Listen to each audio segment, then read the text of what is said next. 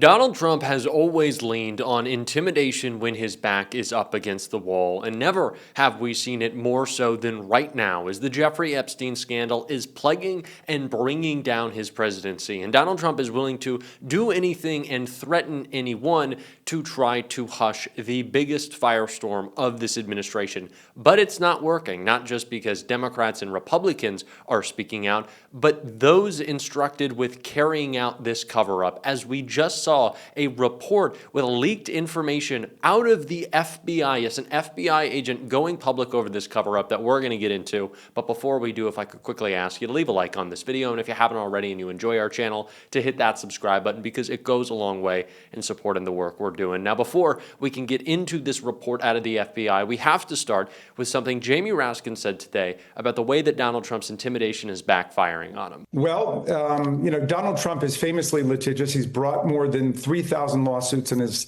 life, and he feels that, because he's got an army of lawyers and deep pockets, he can intimidate anybody by just suing them. He tried to do it to Harvard University and other colleges. That's failed. He's tried to do it to a bunch of law firms like Perkins Coie and Wilmer Hale. That's failed in those cases. And so obviously the Wall Street Journal is not afraid. The standard that Donald Trump has to meet is he's got to prove falsity, that this was actually not written by him, and they had knowledge of the falsity, or at least were recklessly indifferent as to the veracity of the allegations. And the Wall Street Journal is standing up strong and tall on this, saying, no way, we're completely behind our story. So if Donald Trump wants to go through the discovery process, and if he wants to be deposed about his relationship with Jeffrey Epstein, maybe he gets somebody on his staff to write the birthday letters and so on. Did he ever try to revoke it before or dissociate himself from it before? I mean, after all of the photographs we've seen of them together, and all the videotape and all the evidence we have of their relationship, I think people are going to be suspicious of the idea that somehow somebody completely concocted a birthday message for his 50th birthday, put it in Donald Trump's name. Trump never said anything about it, never tried to distance himself from it, but now suddenly is saying it's not him. These steps that Donald Trump is taking to intimidate and cover up are not working out for him. He is going to any length possible to make sure no new information comes out.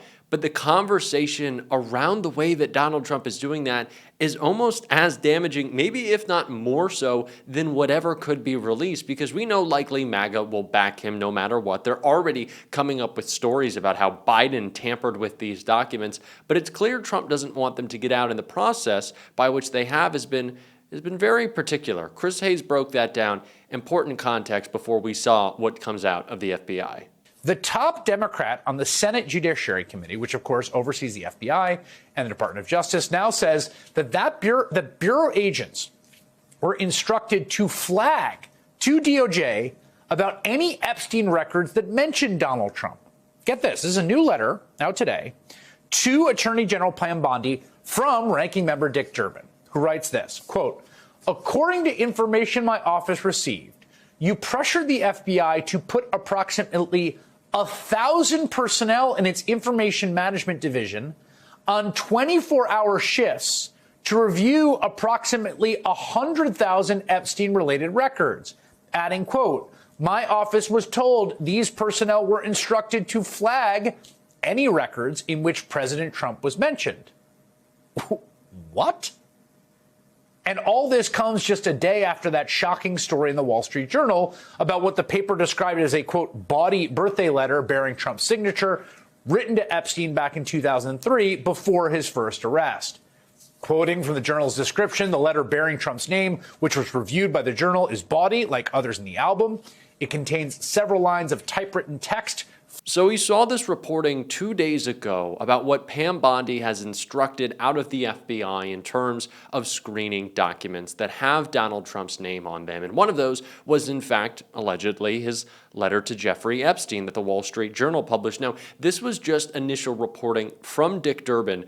We now have reporting within the FBI that just makes it all the much worse. Full panic mode. New report confirms Trump-related Epstein cover-up at FBI. Reports that federal workers were tasked with reviewing Jeffrey Epstein files to flag any mention of Donald Trump are indeed true, according to a legal expert. Legal analyst Allison Gill, better known as Mueller, she wrote, did a little investigating of her own after it was reported that the FBI had instructed agents to flag any mention of Donald Trump in the Jeffrey Epstein files. When I saw that over 1,000 people had been put to work reviewing the files, I put out a call on my Blue Sky account, the legal expert said, as she explained her request for anonymous details from members of the FBI who were tasked with the assignment. She adds, in the 24 hours since, I've received several messages, including from a former analyst that was assigned to review the files, and a few things stood out to me. According to Gill, first, approximately 1,000 personnel in Information Management Division and the FBI New York field office were assigned to this task, confirming the whistleblower account made to Senator Dick Durbin's office. I can also confirm that a log exists tracking the mention of Donald Trump in the files, and that there were approximately 100,000 files containing roughly 300,000 pages. Individually, analysts were told to flag mentions of Trump by document and page number by logging them in an Excel spreadsheet. Then they'd hand in their spreadsheet at the end of their sometimes 24 or even 48-hour shift. But it's important to note that the agents were not told to flag Trump until later in the process that began mid-March. She went on to describe what could be a major vulnerability in the federal operation. One person I spoke to on the condition of anonymity said that many agents spent more time waiting for new instruction than they did processing the files. But here's what's caught my attention. The files they did process were stored on a shared drive that anyone in the division could access. Normally, access is only granted to those working on a project, but because of the hurried nature of the exercise, the unusual permission restrictions were not in place. According to the expert, additionally, the Intel SharePoint site that the Bureau ended up using to distribute files towards the end did not have the usual restricted permissions. This left the Epstein and Maxwell files open to viewing by a much larger group of people than previously thought. Because of video training programs, she noted, that means that video exists of trainers explaining the process of flagging instances of Donald Trump appearing in the files, and those videos were sent out on unclassified networks within the Bureau. It's also important to note that the trainers towards the end were folks from the Department of Justice and not the FBI, she said. As far as content, there was one confirmed mention of Trump in the files reviewed by an analyst who again spoke on the condition of anonymity. Beyond that, there were other instances of Trump appearing in the files, but the number of times and to what extent is unknown. So what is so important about this development and what is being shared out of those working in the FBI is that over time, Donald Trump's approach to covering up these files has changed. And it's interesting to me because I think it represents an appetite that they did not know MAGA had. It is my position that Donald Trump has likely been covering up his relationship with Jeffrey Epstein through his first administration, and the files that he was sharing now didn't necessarily have any connection to those. I feel like that is likely a separate file. It's the reason why Trump is now very cautiously instructing those to pick his name out and make sure that that information isn't shared. And this is a developing process now instructed by the DOJ, but I thought Pam Bondi was just doing her job. Well, it appears like that is not the case. It seems like Donald Trump, as we know, is interfering with this process as much as possible. But reports like these are almost more damaging to any idea pushed by MAGA that this is a guy who cares about transparency and reflects that it is clearly wrong, this position they're taking that Joe Biden was tampering with the documents. It's fanciful, it is ridiculous, and Jamie Raskin got into it more with a great explanation for this nonsense narrative by MAGA that it was Democrats covering this all up. I don't want to hear it, but Jamie shot it down.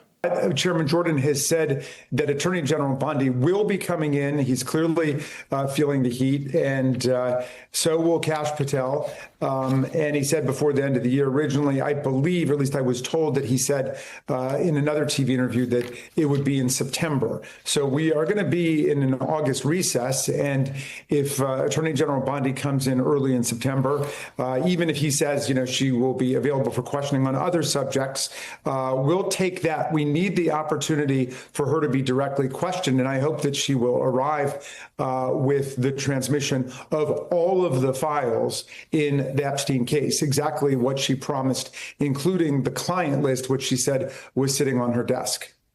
Congressman, I'm curious if you've had conversations with Senator Ron Wyden as well. He spent the last 3 years digging into the financial network here, found that 4 banks waited until his arrest to flag $1.5 billion in suspicious transactions. He wants all that made public as well. What do you think we could learn by following the money trail? Well, we could learn a lot. Obviously, it was extremely expensive to be running this nationwide, perhaps international human trafficking and sexual abuse ring and scheme and follow the money. And so I'm glad that Senator Wyden has been working on that for the last several years. I've not seen any of those SARS reports, but the country is familiar with SARS reports because it's exactly what we learned about and we got to see in the Hunter Biden investigation, and obviously with much smaller stakes than what we're talking about now. Congressman, what do you make of Congressman Massey and Congressman Ro Khanna's legislation to try and get documents revealed? Do you think there's any chance it could potentially be successful if all the Democrats, with a handful of Republicans who are in this moment willing to kind of defy Donald Trump and actually push through to try and get something out? Oh, we're headed for a huge success on this one because all of the Democrats are determined to see that all of the files are released. At least 8 or 9 Republicans are joining Congressman Massey and Congressman Khanna's resolution, along with all the Democrats. So the leadership, Speaker Johnson obviously doesn't want this to go forward because they're still trying to help Donald Trump keep the lid on things. But the discharge resolution is an opportunity to dislodge and discharge a resolution which the majority is sitting on. And so as soon as it becomes ripe next week, and I believe that will be Wednesday, then if we all go and sign our names to it, it will be forced out of its hold and onto the floor of the House of Representatives. Some people are saying that Speaker Johnson, at Trump's behest, will just send us home and start the August recess. There was no call from within or outside the administration while Joe Biden was president for these files to be released. As Congressman Raskin pointed out, the drumbeat started not just as a campaign promise, but again, political exploitation by Donald Trump. That is part of what is so sinister here. There are obviously so many points that are sinister here. He's a criminal. But it's important to keep in mind that not only did Trump exploit the victims, he is now leaving them without justice by stopping this investigation. It's not just an investigation into him, of course. It's into this broader apparatus, this cabal of crime.